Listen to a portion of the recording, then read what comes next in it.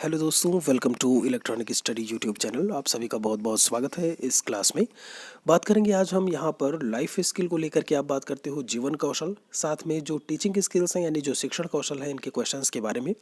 Super TET 2021 के लिए classes आपकी डेली शाम को 7 बजे होती हैं और एक बार फिर से हम आपके सामने हैं। यहाँ पर शिक्षण कौशल के तहत आपसे पहला सवाल पूछा है कि प्रतिभाशाली होने का संकेत इनमें से कौन सा नहीं है। जो एक गिफ्टेड प्रकार के चिल्ड्रन होते हैं, इनमें से कौन सा संकेत नहीं होगा जो कि बताएगा कि प्रतिभाशाली बालकों का नहीं है। विचारों में सृजनात्मकता यानी कि क्रिएटिविटी इन थॉट्स, ये जो भी थॉट प्रोसेस है, बिल्कुल ये चीज़ें जो है वो शो करती हैं कि एक प्रतिभाशाली बालक है। अभिव्यक्ति में अनूठापन, मतलब अलग तरीके से अपने आप को रिप्रेजेंट करना, ये भी सही है। कौतूहल, किसी चीज़ को जानने को लेकर के कौतूहल बना रहता है उनमें। और ऐसे में जब ये बात करते हो ऑप्शन नंबर बी को लेकर के कि दूसरों के साथ में लड़ना, ये आपका प्रतिभाशाली बालकों के जो गुण हैं, जो ट्रेड्स हैं, उनमें शामिल नहीं होगा। तो आपका जो करेक्ट आंसर आएगा यहाँ से बी आएगा। एक और सवाल की तरफ चलते हैं। 82 में आपसे कहते हैं ये कि अध्यापक को यह सुनिश्चित करना चाहिए कि उसकी कक्षा के सभी शिक्षार्थी अपने आप को स्वीकृत और सम्मानित समझें। इसके लिए शिक्षक को चाहिए कि वह क्या करे। ऐसे में 82 नंबर क्वेश्चन की जब हम बात करते हैं, ऑप्शंस आपके सामने हैं, बहुत अच्छी तरीके से आप पढ़ पा रहे होंगे। यहाँ पे लिखा है, उन छात्रों की तलाश करें जो अंग्रेजी बोलते हैं और अमीर घरों के हों। नहीं भाई, ऐसी कोई चीज़ है तो वो गलत होगी हमारे लिए। सख्त नियम बनाना बिल्कुल गलत है। नीचे है कि वंचित पृष्ठभूमि वाले बच्चों को नीची नज़र से देखना, ये भी गलत है। कहीं ना कहीं आप जो है उन्हें हीनता वाली भावना और अपने आप को ये जो भेदभाव की भावना है वो आप वहाँ पे पैदा कर रहे होते हो, तो ये चीज़ भी आपकी उसमें शामिल नहीं होगी। फिर एक ऑप्शन आपके पास बचा है बी। कहते हैं अपने छात्रों की सामाजिक और सांस्कृतिक पृष्ठभूमि को जानें और कक्षा में विविध मतों को प्रोत्साहित करने की कोशिश करें। ये सबसे बेस्ट होगा अगर हम चाहते हैं ऐसे में कि कोई भी है, सभी शिक्षार्थी अपने आप को स्वीकृत और सम्मानित समझें। तो सबसे बेस्ट ऑप्शन हमारे लिए क्या है? बी है। जो क्लास में जुड़ रहे हैं उनका बहुत बहुत वेलकम है। Good evening, welcome to electronic study. कुछ अच्छा लगे तो लाइक और शेयर कर दीजिएगा, जिससे कि बाकी बच्चे भी जो है जुड़ते रहें यहाँ पर, वो भी पढ़ते रहें। सवाल आपसे पूछा है 83 में कहते हैं कि बाल केंद्रित शिक्षा बल देती है। किस पर बल देती है? अधिगमकर्ता के सक्रिय संलग्नता पर, अधिगम करने के विभिन्न तरीकों पर, अधिगम पर मध्यस्थता द्वारा एवं विभिन्न मध्यस्थता के, या फिर जो प्रत्यात्मक विकास होते हैं, जो प्रत्यय यानी कॉन्सेप्ट का जो डेवलपमेंट होता है उस पर। तो बाल विकास वाली शिक्षा को बोला है इन्होंने कि बाल केंद्रित शिक्षा किस पर बल देती है। कोई दिक्कत नहीं होनी चाहिए। सबसे बड़ी चीज़ ये है सक्रिय अधिगम जहाँ देखने को मिले। अधिगम करता जो अधिगम कर रहा होता है, सक्रिय संलग्नता वो अगर एक्टिव तरीके से पार्टिसिपेट कर रहा है, सक्रिय सहभागिता अगर देखने को मिल रही है, वो सबसे बेस्ट होता है ऐसे में। क्योंकि बाल केंद्रित शिक्षा पूरी तरीके से चाइल्ड सेंटर्ड है, उन बच्चों पर डिपेंडेंसी होती है कि ठीक है उनको ध्यान रखना, उनको लेकर के चलना, स्वतंत्रता देना, अभिव्यक्ति के अवसर देना, आप समझ रहे हैं, और एक्टिव पार्टिसिपेशन। तो आपका जो करेक्ट आंसर आएगा यहाँ से 84 के बारे में बात कर लेते हैं।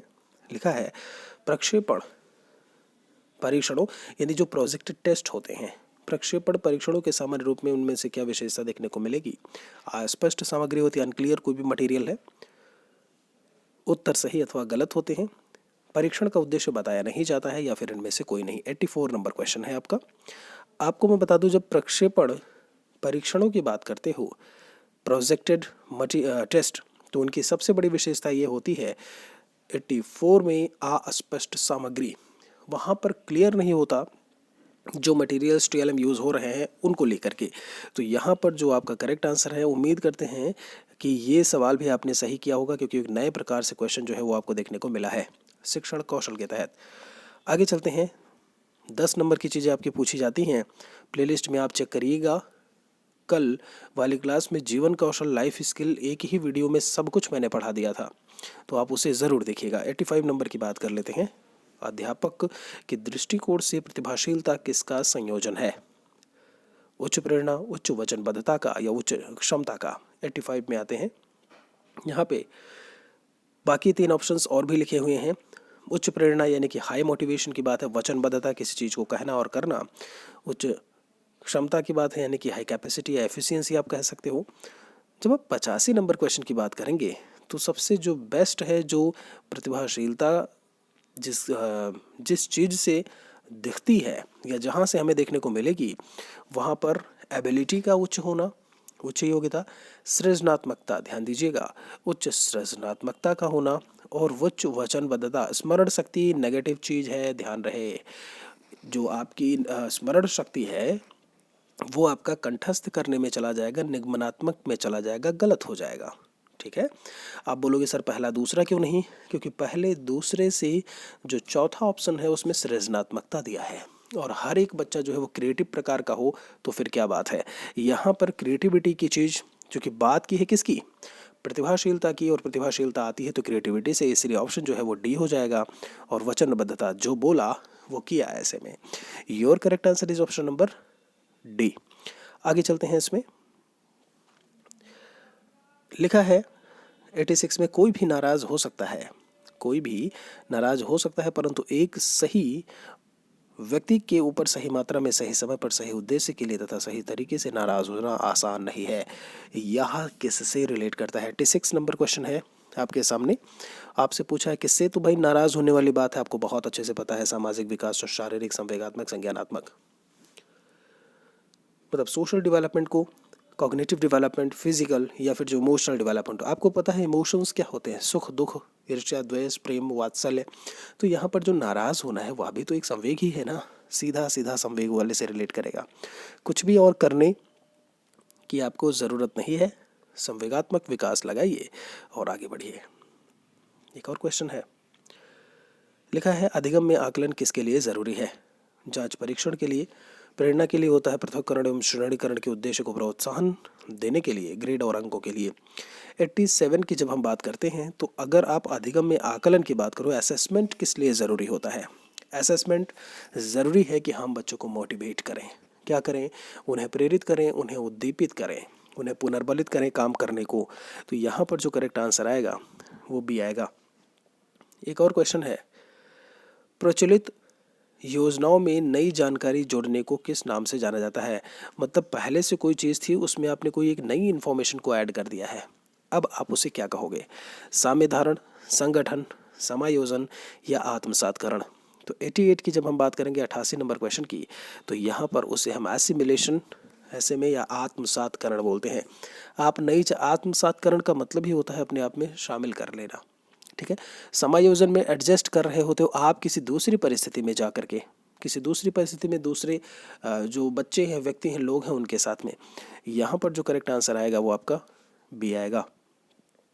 लिखा है 89 में कि हम सभी अपनी बुद्धि, प्रेरणा, अभिरुचि आदि के संदर्भ में भिन्न होते हैं। यह सिद्धांत किससे रिलेट करता है? हमारी इंटेलिजेंस, हमारा मोटिवेशन, हमारा एटीट्यूड, जो भी चीज़ें हैं वो अलग होती हैं हर एक दूसरे से। एक टॉपिक आपने पढ़ा होगा इंडिविजुअल डिफरेंस को लेकर के। इंडिविजुअल डिफरेंशियलिटी क्या होती है? वैयक्तिक भिन्नता आप इसे कहते हो। तो यहाँ से जो आपको करेक्ट आंसर देखने को मिलेगा 89 में वो है वैयक्तिक भिन्नता या फिर इंडिविजुअल डिफरेंशियलिटी। ठीक है, आगे चलते हैं।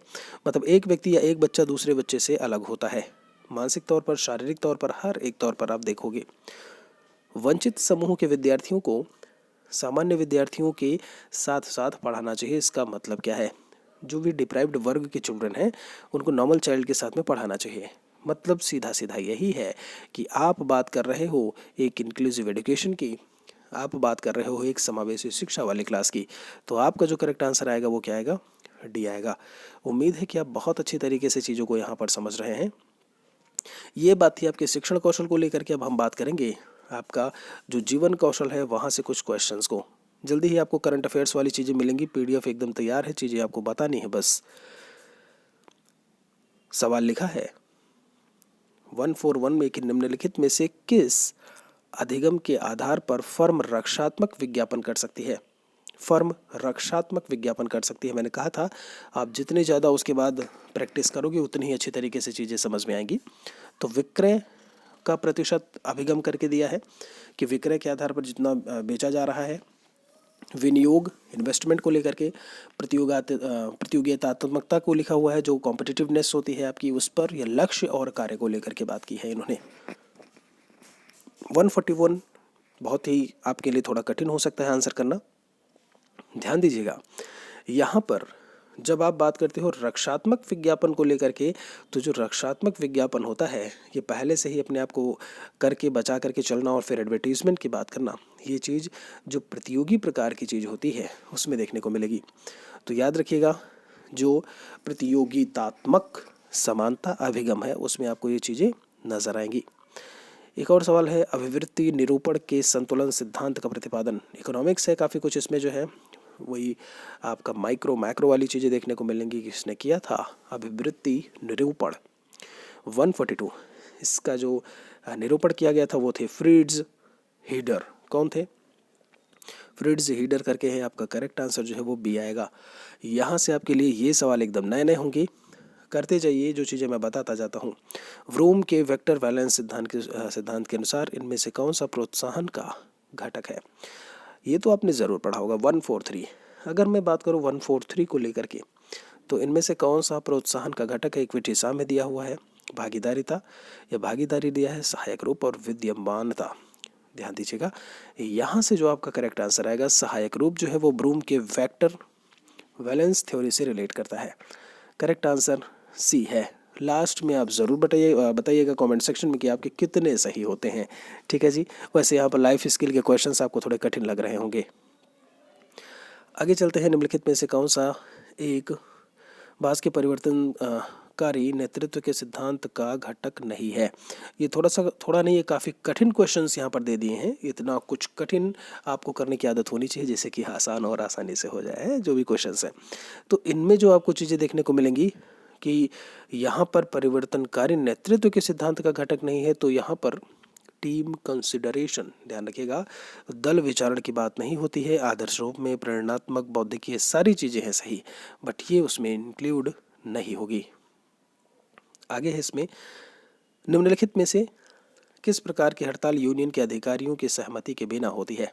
ध्यान दीजिएगा, ये भी आपको पता होना चाहिए। 145 यहाँ पर जो वाइल्ड कैट स्ट्राइक, ध्यान दीजिएगा, ये आपका वाइल्ड कैट स्ट्राइक होता है जो इस प्रकार का हड़ताल है, मतलब मैं बी वाले प्रकार की हड़ताल की बात कर रहा हूँ, जो कि यूनियन के अधिकारियों के सहमति के बिना होती है। आगे चलते हैं। इसमें निम्नलिखित में से कौन सा है कर्मचारी सामाजिकरण की रूपांतरण स्थिति को दर्शाता है? बहुत सारी बातें लिखी हुई हैं इसमें। 146 निम्नलिखित में से कौन सा है? जी हाँ, तो कर्मचारी किसी संगठन से अपने मूल्यों, अभिवृत्तियों और अपेक्षाओं के साथ में जुड़ता हो, ये बात इन्होंने बोली है। फिर कहते हैं कि संगठन संस्कृति का अध्ययन करता है, वो अपेक्षाओं वास्तविकता के बीच द्विविभाजन का मूल्यांकन, या फिर कर्मचारी संगठन के साथ सहज हो जाता है और इसके मानकों को अंगीकार कर लेता है। होता ये है, सवाल में पूछा है कि कोई भी एक एम्प्लॉई है, सामाजिकरण के रूपांतरण स्थिति को वर्णित करता है, मतलब बहुत अच्छी तरीके से सोसाइटी में है, चीज़ों को जानता है, वेल तरीके से, तो ना सेटल्ड होना, जानना चीज़ों के बारे में, सोशल ट्रेड्स के बारे में जानना, तो चीज़ हम यही कहेंगे कि वो संगठन के साथ में सहज हो जाता है और इसके मानकों को अंगीकार करता है। तो आपका जो करेक्ट आंसर आएगा यहाँ से वो ये देखने को मिलेगा। आगे चलते हैं एक और क्वेश्चन की तरफ। जब कर्मचारी लंबे सप्ताहांत, मतलब सप्ताह के अंत या किसी अन्य दिन की छुट्टी के लिए दिनों में लंबे समय तक अपना काम करता है, तो यह क्या कहलाता है? क्या बात है। 147 ऑप्शंस आपके सामने हैं। Flexi time, job sharing, compressed work week लिखा है, या फिर यहाँ पर विस्तारित समय अवधि यानी कि एक्सटेंडेड टाइमिंग। तो 147 ये तो आप सभी लोग बहुत अच्छी तरीके से जानते होंगे कि अन्य दिन की छुट्टी के लिए दिनों में लंबे समय तक काम करना। ध्यान दीजिएगा, ऐसा नहीं कि डेली, जो एक्सटेंडेड टाइमिंग होती है वो अलग हो गया। तो जो 147 में आपका देखने को मिलेगा वो है संपीड़ित कार्य सप्ताह, कंप्रेस्ड वर्क वीक होता है वो आपका, एक ही दिन में कोशिश करता है जब। ठीक है जी। एक और सवाल है, कौन सा करार है जो प्रबंधन तथा श्रमिक प्रतिनिधियों के बीच टकराव के माध्यम से हुआ और जिसमें ऐसी शर्तें शामिल हैं जो प्रबंधन के लिए लाभकारी और मजदूर संघ के प्रतिकूल है, मतलब उनके अनुकूल नहीं है? 148 एक पक्षीय करार दिया हुआ है, सिंगल साइडेड जो एग्रीमेंट है ऐसे में। एक है संयोगाधीन करार, एक है स्वीट हार्ट करार करके लिखा है, और एक अमान्य करार बोला है इन्होंने। ध्यान दीजिएगा, जो मजदूरों संघ के प्रतिकूल हो, ये बिल्कुल वैसा ही है कि कहने को स्वीट हार्ट और फिर हाँ जी धोखा दे जाए, आप समझ रहे हैं। तो यहाँ पर ये वाला जो है आप कभी भी अगर ऐसे में ये दिखेगा तो आप भूलोगे नहीं बिल्कुल से कि प्रतिकूल है, मजदूर संघ के प्रतिकूल है, तो स्वीट हार्ट करार करके होता है ये। आगे चलते हैं इसमें। जब कोई कर्मचारी अपनी अपेक्षित भूमिका की सीमा से ऊपर एवं आगे जाने का इच्छुक हो तो इसे क्या बोलते हैं? कर्मचारी सशक्तिकरण करके लिखा है, कर्मचारी नियोजन, कर्मचारी अभिवृत्ति या फिर कर्मचारी प्रोत्साहन। 149 यहाँ पर इसे बोलते हैं एक तरीके से प्लान बनाना, घुस जाना उसी में फिर आगे चलना। कहते हैं ना कि अपेक्षित भूमिका की सीमा से ऊपर आगे बढ़ने या आगे जाने का जो इच्छुक होता है, तो प्लानिंग है उसके पास अच्छी, तो यहाँ पर उसे हम कर्मचारी नियोजन बोलेंगे। आप समझ रहे हैं, तो आपका आंसर जो है वो बी आएगा। तो ये था आपका जो है लाइफ स्किल और टीचिंग स्किल। एक बार ज़रूर बताइएगा कमेंट सेक्शन में कि कितने क्वेश्चन आपने सही किए। काफ़ी क्वेश्चन आपको जो है एकदम से नए टफ लगे होंगे। हम आपसे मिलते हैं एक और वीडियो में। प्लेलिस्ट आप ज़रूर चेक करते रहें, काफ़ी कुछ चीज़ें वहाँ पर बता दी जाती हैं। इलेक्ट्रॉनिक स्टडी टेलीग्राम चैनल है, उससे भी आप ज़रूर जुड़िए। मिलते हैं आपसे हम जल्दी ही। Thanks for watching.